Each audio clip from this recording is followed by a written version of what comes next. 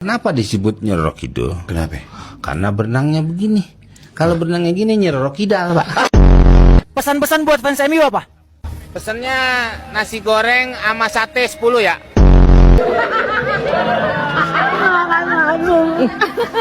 Gua pertama loh. Komito 3 seni budaya. Jangan dorong-dorong, emang gua mobil mogok.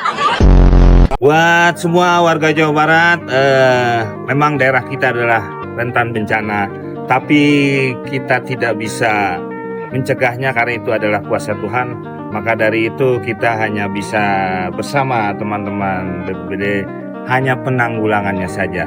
Dari itu maka kita harus terus memitigasi atau bagaimana cara menanggulangi bencana dan kesadaran dari masyarakat juga untuk menjaga lingkungannya. Terima kasih.